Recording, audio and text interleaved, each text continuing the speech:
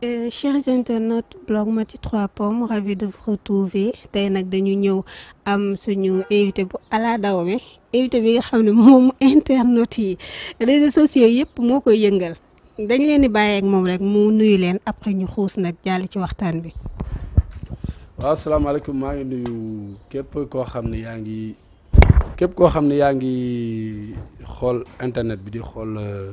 site bi maa ngi lay nuyu di la bëggee. di leen baalu àq di leen baal àq ci weeru koor gi. bi nga fekk ci weeru koor mais déjà est-ce que yaa ngi woor sax. ah yow kilifa gu toll ni mën nga ñëw taxaw naa ma ndax yaa ngi woor ak waaw yow daal yow yëpp nga ma ah saay man daal li may def sama bopp laa koy defal defalu ma ko nit jarul ma koy defaale fii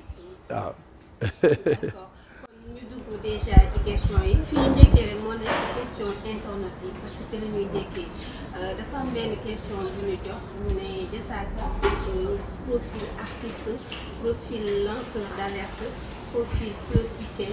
profil bu ci kanam moom ak Sonko léegi ban taxawaay la ñu xam nga man bu fekkee da nga bëgg a résumer man je suis un lanceur d'alerte am naa nag fu ma far mooy politique gu président Macky Sall man bokk naa ci ñi mu convaincre parce que gis naa ni yaru na bëgg na Sénégal teg na ay propositions donc koo xam ne am nga benn esprit critique mën nga critiquer su la neexee boo amee tamit looy teg ci kaw taabal yi nga teg ko parce que réew dañ koy waxtaane mooy tey jii nit mun na am programme boo xam ni man du programme Macky Sall yëpp ànd naa ci des fois mu teg loo xam ni du ma ci ànd ma gën a dénoncer ko xam nga loolu mooy réew donc bu nit ñi di jàpp daal mën nañuy jàpp ni Mame Goor lanceur d'alerte la. léegi sànq sa biir wax nee nga am nga politique bu Macky Sall yoo xam ne d'accord nga ci am yoo xam ne d'accord ci instant bi ak nouvelle mesure yu ñu génnee yooyu est-ce que d'accord nga ci ak nombre de cas yi ni mu bëri. waaw non man li mu def xam nga tey jii nit ñi li ñu dul comprendre toujours mooy un président tey jii Macky Sall c'est l'homme le plus renseigné du pays mooy nit ki nga xam ne tey jii liy dox lépp xam na ko donc kooku su xëyee suba teel confiné Sénégalais yi benn moment mu ñëw yolomal gars yi war nañu mën a jàpp ni peut-être am na information bu Sénégalais yi amul beneen bi ci topp mooy nit du juddoo ci réew yaru ci réew màgg ci réew jànge ci réew am fi ay diplôme nekk DG nekk ministre nekk président assemblée nationale nekk premier ministre nekk président de la république juddoo ci réew mi am fi ay mbokk ni day sacrifier réewam amul sens nit ki nag mun nga ko bañ nga koy xas nit ki mun nga ko bañ di ko wax lu nekk mais dëgg neex yàlla man jàpp ma ne nit dina juddoo ci réew teraanga yooyu yëpp réew jox la ko nga ni da ngay sacrifier réew mi donc loolu c'est inadmissible donc man dama jàpp ni jàmbaar la liggéeykat la mu ngi ñafe pour le Sénégal donc ñun ñoo ko war a soutenir jàppale ko parce que population mooy defar dëkk tey jii boo xoolee africain bu jóge fii wàcc en Europe wala Amérique fu mu doon ci àddina bi soo wàccee li ngay njëkk a def mooy taxaw ci tali photo su fekkoon ni tubaab ya fa dëkk dañuy saw ci mbedd mi di tufli ci mbedd mi di fa tuur mbalit di peinture di def leen neex bu ñu waxee ñu ne mbedd buur la soo wàccee doo photo donc population gouvernement programme lay am mais dëkk bi ñi koy defar mooy ñi fa dëkk mooy population voilà donc nag man tey jii mesure yu mu jël dama jàpp ni dafa mettre gars yi daf leen mettre devant le fait accompli parce que tamit nit ki les mesures barrières dañ ko war a jël feebar boo xam ne amuñu garab gu koy faj mais est-ce que nit ñi dañuy xëy rek suba teel ba ngoon toog seen i kër économie dëkk bi daanu il faut nit ñi dem liggéeyi tey jii dañuy apprendre à vivre avec feebar bi xam nga léegi nag li koy def mooy mag mu nekk sa magum bopp li nga xam ne dañ ko tere nga bàyyi ko mooy ngay takk masque di raxasu ba set xam nga jël les mesures barrières et puis sa njaboot nga leen di sensibiliser soo xëyee dem liggéey boo wàccee ñëw toog sa diwaan xam nga am na nag loo xam ne yàlla la yàlla moom ku mu sàkkal bis boo judd dina la sàkkal bis booy faatu garab gu mas a tooy di nga mas a wow donc il faut que nit ñi comprendre loolu mais am na ñoo xam ni dañu bu ñu bëggee rey seen xaj ñoo def ñu jiiñ ko rage c'est ça dafa am ñoo xam ne tey jii dafa am ay lobby wala ay nit yu nekk seen ginnaaw peut-être di leen kii ci suuf ñoom ñu yaakaar ne mun nañ taal dëkk bi wala mun nañ nax nit ñi wala mun nañ def lii Macky Sall du yàlla du yonent bi mënul ñëw di dem taxaw ci xam nga li mu mën mooy am programme joxe ko et puis que sénégalais yi jàppale ko voilà. mais tey population bi mun nañ yëpp dañu jàpp ne président da leen buux ci virus bi te instant bi Sénégal bu ñu fàtte ne nekkul ak Sénégal il y a de cela 15 ans parce que am na lu fi feeñ muy pétrole te pays yu ci bëri yooyu bu ci feeñee politique bi dina am nañ ko jaxasee ba nit ñi duñ jubóo te est-ce que loolu aussi bàyyi na ci xel bi ñuy jël mesure. xam nga dama la tontu léegi dama ni la président amul plaisir wu jël sénégalais yi di leen buux ci benn feebar boo xamoon fi feebar bi nekk day dem fa feebar bi nekk mu rey feebar bi loolu lay def bi mais kenn du jël sa population di ko pousse ci ngi ñu sànku nit ñi ñoo war a am maturité xam ni dëkk bi président daf ko jiite mais ñun ñëpp ñoo ko bokk les mesures barrières ñu jëlandoo ko ensemble di xàcceendoo di dóorandoo loolu moo am solo tey jii ñun ci pays sous-développé lañ nekk dëkk yi feebar bi ni muy rey Europe di ko rey États-Unis reyu ko fii di ko rey Russie reyu ko Sénégal reyu ko Afrique donc kon ñun yàlla am na benn exception bu mu ñu defal léegi nag li olof di wax yàlla na yàlla bay sa tool yow yaa war a bay sa tool bopp yaa war a nekk jàmbaar góorgóorlu maytu jël les mesures barrières maytu li nga xam ni moom la ñu digle nga def ko li ñu tere nga bàyyi ko soo ko defee rek li nga bëgg di nga ko am peste bi amoon na fi 1940 am na ñu koy nettali ba léegi nii voilà ñun yàlla nañu yàlla boole ci ñi koy nettali rek loolu moo am solo et puis que tamit ñu jël les mesures barrières man bi nga ñëwee yaa ma fekk ma teg sama masque jàpp sama ñaam voilà may leen gel ngeen raxasu kër gi ku fi dugg moom balaa nga naan salaamaaleykum man la raxasul. ñu nekk ci moment de crise yow en tant que lanceur d'alerte ak artiste ban message nga mën a véhiculer pour instant bi ñuy xëccatoo mën a ñëwaat ñu nekk autour de l'essentiel. waaw li am solo mooy période bi du période politique période bi période la boo xam ne ñun ñëpp dañu war a booloo doon benn bokk ndey bokk baay mooy comme li Macky Sall def pandémie bi muy door a démarrer dafa woo tous les forces vives de la nation ku nekk mu woo la laaj la sa xalaat ci réew mi ngeen waxtaane ko feebar bi jógee gu fi kon politique xaju fi il faut que nit ñi booloo bokk ndey ak baay am yar ak teggin yéenante jàmm est-ce que comprendre la loolu moo am solo mais am na ñoo xam ni peut-être nit ñi dañ leen di jey yaa fi wax lii yaa xam nga Olof Njaay man dama woy benn way lu ma neex def lu ma neex wax li ma dal kenn mënu ci dara moo ci topp lu ma neex laay wax lu ma neex laay def li ma dal encore une fois kenn mënu ci dara moo ci topp donc nit ñi période bi ñu toll nii dañu war a def bloc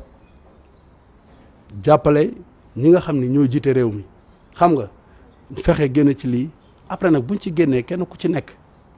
dinañ toll foo xam ne bilan la nga joxe sa bilan mais duñu nekk en pleine crise ngay ay nit ñi ñëw di taxaw ñii di saaga ñii di xaste ñii di wax xam nga affaire yooyu quoi loolu la quoi c'est pas bien man daal li may wax daal mooy ñu booloo doon benn bokk ndey ak baay. c'est pas bien mais yow dafa mel ni defal quelque chose de bien fi nga dëkk parce que gis nañ nga joxe fa ay masques ay distribution de dons ay kits et tout loolu est-ce que loolu politique parce que yaa ngi doon sa bët teg nga ko ci mairie bi de. waaw man dama bëgg a mairie bëgguma mairie parce que dama bëgg a siiw bëgguma mairie parce que alal laay wut bëgguma mairie parce que dama judd ci dëkk ñu wayoon Tëngéej dëkk bu salte la tey ñu màgg yàlla dogal ñu am sunu mot à dire ci dëkk bi donc tey jii bi mbas mi amee yàlla li ma wërsëgal mu tuuti mu bari dem naa wut oto def ci ay détergent wut ci ay affaire dem ci hôpital bi fa gën a mag muy hôpital Youssou Mbargane ma joxe ko fa tamit bi may may ay masque demuma di ko may kii dama dem xool les ouvriers les mécanos les mécaniciens les tôliers mooy les maçons yi nekk ci chantier yi parce que ñooñu seen liggéey dafa metti te liggéey bu stressant la ñuy liggéey ay borom kër lañu xam nga benn moment dinañ fàtte sax xam nga coono beeg yenn affaires yi xam nga may profité ci occasion bi di leen encourager parce que Sénégal ay ouvriers yu compétent la am ay góor yàlla lañu moo tax keroog bi may dem dama jël expertise locale bi laa gën a kii parce que dama jël masque yi ma mayee dama ko commandé tailleur yu dëkk Tëngéej ñu defar ko ma mayaat ko les ouvriers Rufisquois wër si atelier yi xam nga ci tôlier yi ci mécaniciens yi ci maçon yi ci chantier yi may ñëpp quoi franchement et puis tamit ñoom ñu jël ko positivement kontaan barki dem tamit dem naa fa mais ay maillot parce que dañu def par quartier ñi gën a respecté pandémie bi ñi xam nga xam ne quartier bi boo si dugg di nga raxasu sooy génne di nga kii xam nga jël les mesures barrières di waxtaan ak yooyu xam nga comme léegi nee nañ nawetaan tey jii loo bëgg a jàllale bëgg mu gaaw da nga koy jaarale ci équipe bu nawetaan yi donc équipe bi nga xam ni période bi moo jël paye mooy jàmm gën bu Tëngéej ma dem fa barki dem may leen ay maillot am na yeneen équipe yoo xam ne tey jii ci semaine bi di ñëw am na équipe yu nekk Jokkul équipe bu Ndar gu ndaw yeneen équipe yi xam nga dinaa fa dem ñoom tamit parce que dama ni les 5 premières équipes yi nga xam ne ñoo njëkk a wane le bon exemple équipe bu nekk dinaa la jox maillot ak dossard.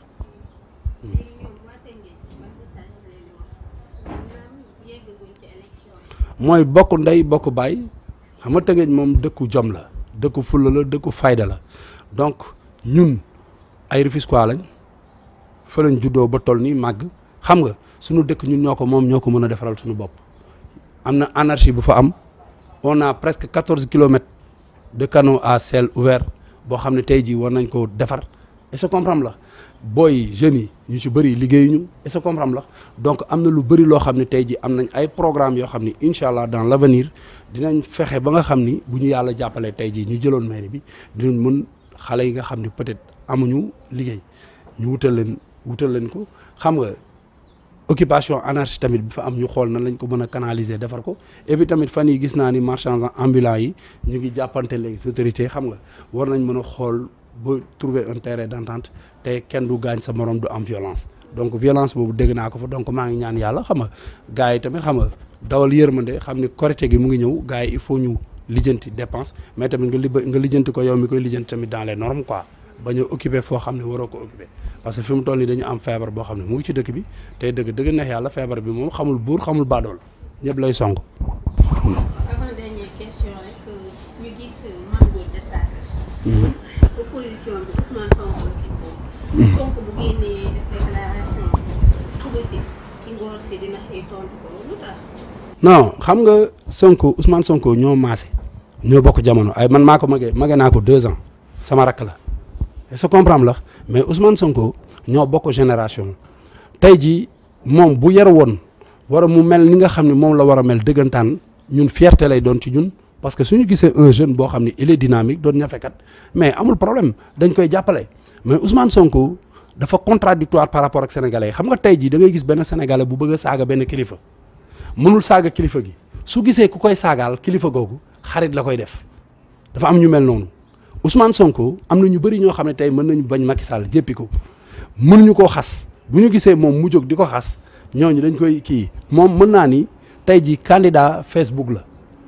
parce que li muy wax yëpp li muy dénoncé yëpp boo gisee day ñëw li muy gis ci Facebook lay continuer di ko wax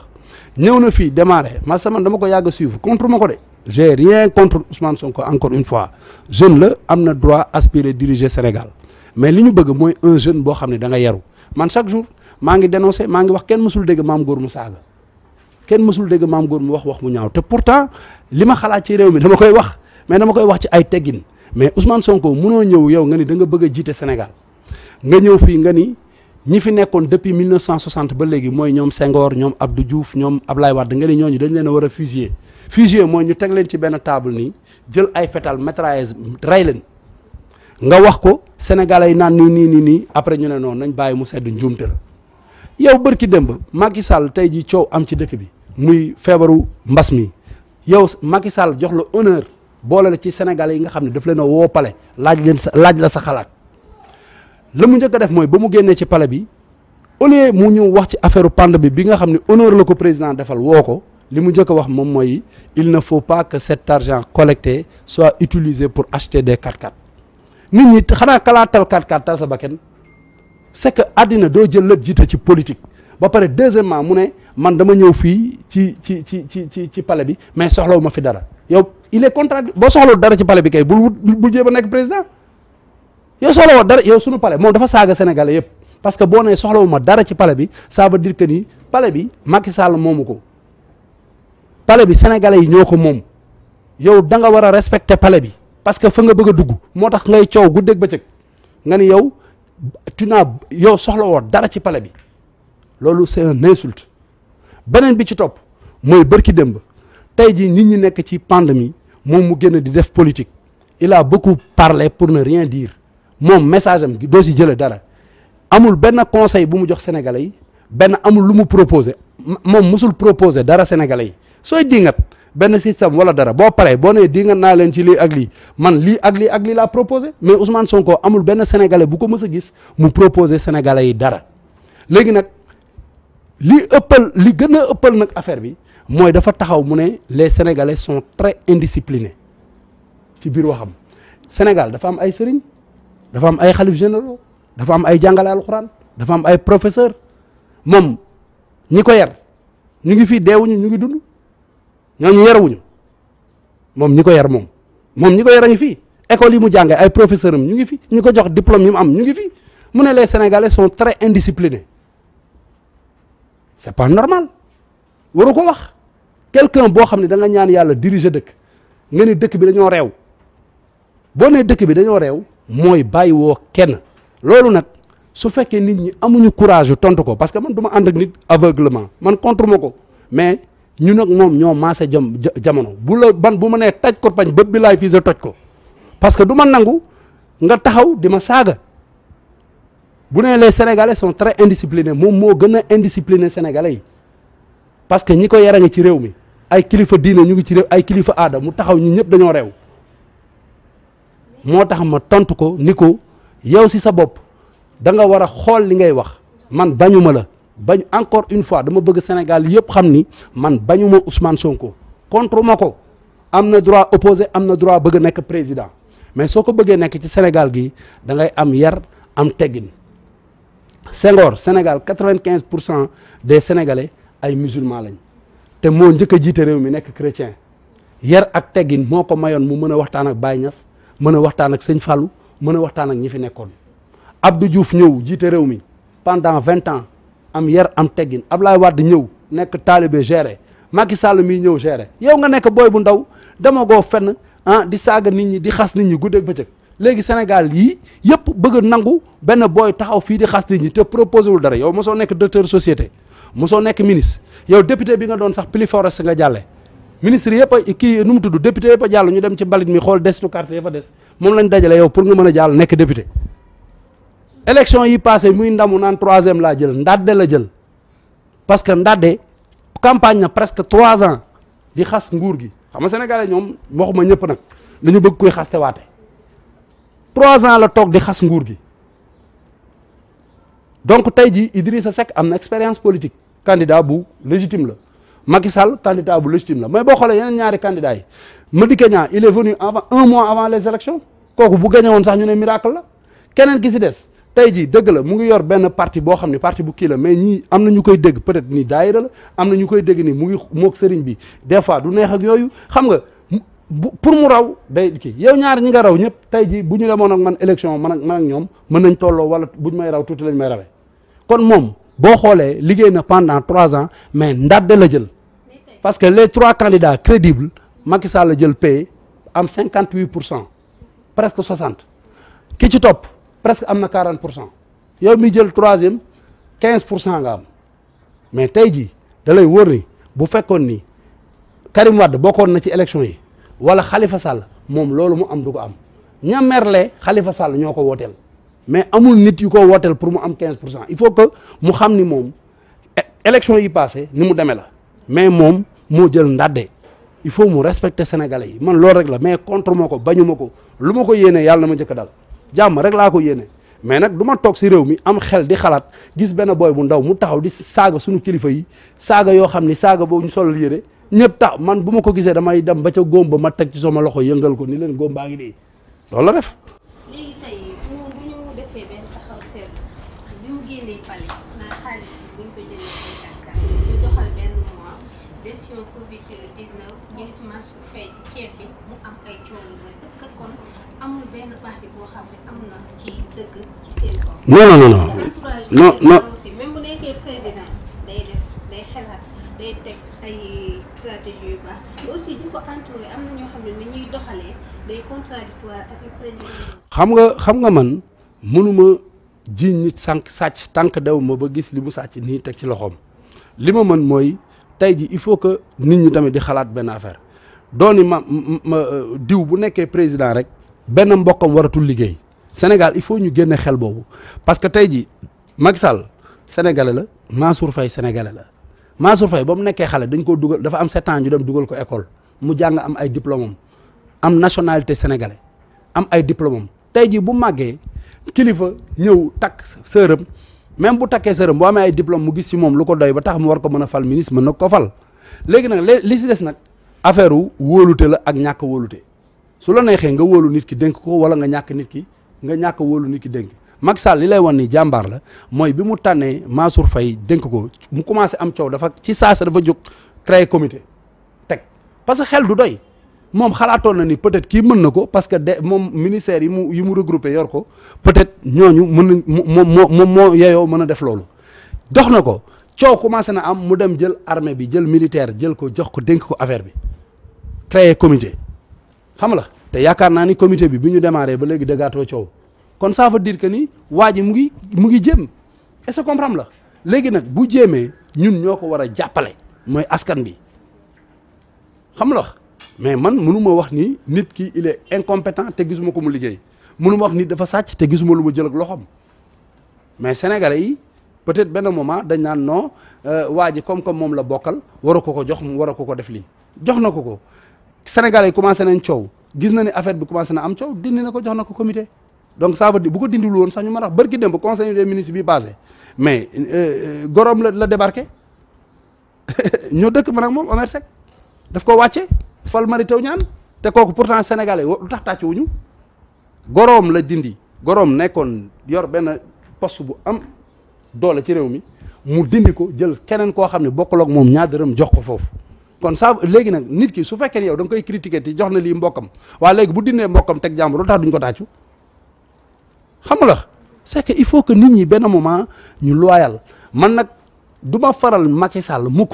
ba gis ni loo xam ni keroog ba ma gisee xëy suba teel ñu yokk courant bi fii bokk naa si Sénégalais yi njëkk a génn fii yuuxu ni courant bi parce que voilà yuuxu ko parce que man joxuñu ma ndomba tànk fayuñu ma salaire joxuñu ma lenn lu tax dama gis politique am ma gis ni yaru na jàmbaar la ma koy jàppale bis bu ma demoon ba gis loo xam ni tamit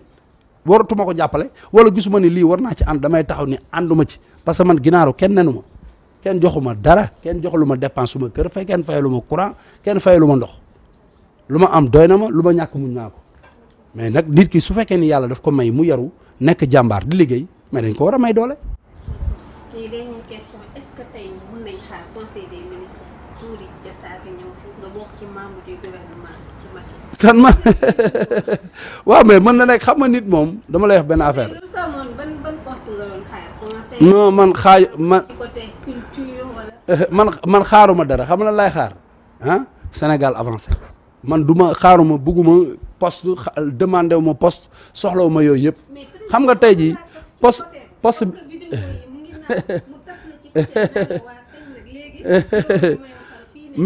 mais sama xalaat ci réew mi maa ngi koy wax peut-être am na yu may wax ci réew mi yoo xam ni à travers les réseaux sociaux wala à travers la télé wala la presse président mën na ko gis mu basé wu ba ci ba def ci dara est-ce que comprendre la donc man li ma intéressé mooy bu ma gisee loo xam ni doxul mun naa ci wax